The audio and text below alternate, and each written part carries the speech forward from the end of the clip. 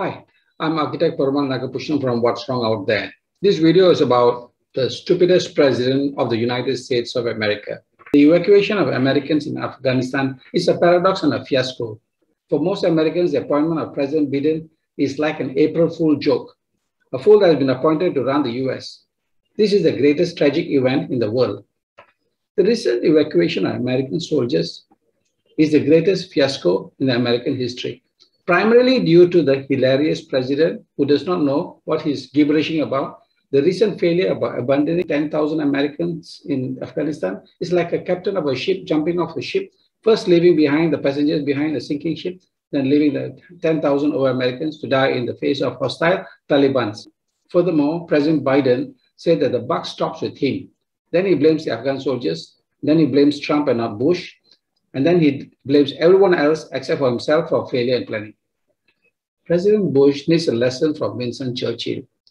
As the British soldiers were evacuating in the Dunkirk day at the face of advancing German artillery in 1940 in World War II, the evacuation of British expeditionary forces and other allied forces from the French seaports of Dunkirk.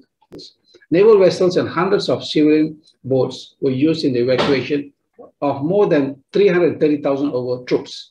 Learn how to design a bungalow in 6 sessions. You too can design bungalows from this masterclass. If you're a house owner wanting to learn your own dream houses, this is your opportunity to learn from a master designer. Learn all types of dream houses from our masterclass, such as French house, timber house, mountain log house, Malay house, or Japanese house. Call 017-2246-801 now for booking and get a 30% discount when you mention What's Wrong Out There. Not only was the Afghan evacuation a failure and a fiasco, the evacuation was done at the wrong time.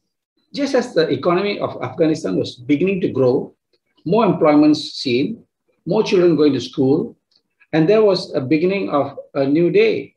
Now see the diagram below, the growth was just about to peak, and after years of pumping in so much of money and years of no growth, and then suddenly there is something moving, they move out in the country without any hope. This is berserk and disturbing, and President Biden is just out of his mind or perhaps out of his head.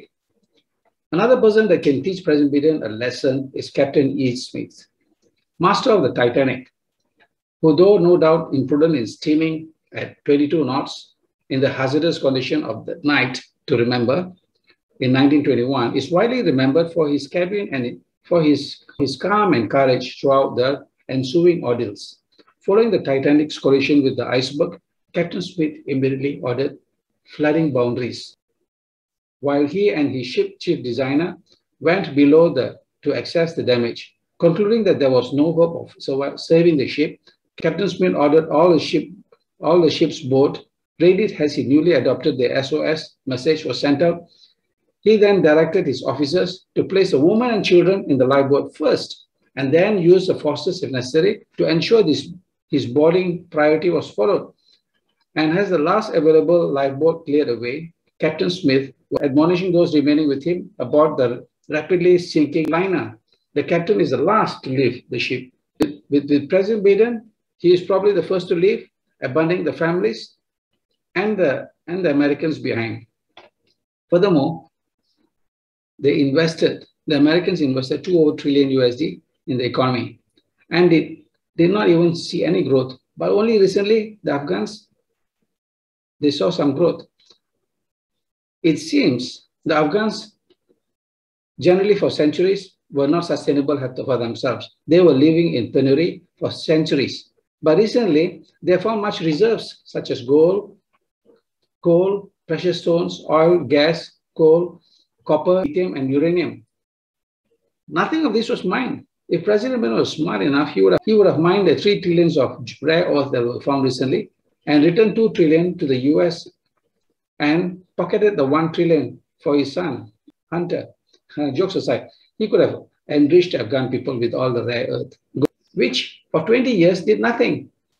In fact, with all his 20 years of money pumped in, Afghan was ranked 173 of the 190 countries in the 2020 Doing Business survey. Weak competitiveness drive a structural trade deficit. Well, How could there be a deficit when there was so much reserves of minerals, which is amounting to about 30% of the GDP? Now, security expenses amounting to 29% of GDP. Now, for 20 years, they still had a security issue. The amount of Taliban that were giving us a stir among the Afghans were about 75,000 Taliban. Did it cost the Americans $2 trillion in expenses, in military, and to sustain the economy? Someone is lying here. Some details are not correct. Someone has squandered money in billions or trillions. And if they had only developed the nation, the Afghan people would have not have the stomach to fight. Islamic fanaticism only thrives in poverty. If they had come out of the poverty, Afghanistan would have been a safe place and heaven among the Islamic world. For this, President Biden must be awarded the stupidest president of the US ever for not knowing what he talks about, or poor planning for the bloops and blunders doing anything to help the economy. If you like what you've seen in this video, please strike the subscribe button for more stories with the verb. I'm Architect Perumal Nagapushnam from What's Wrong Out There.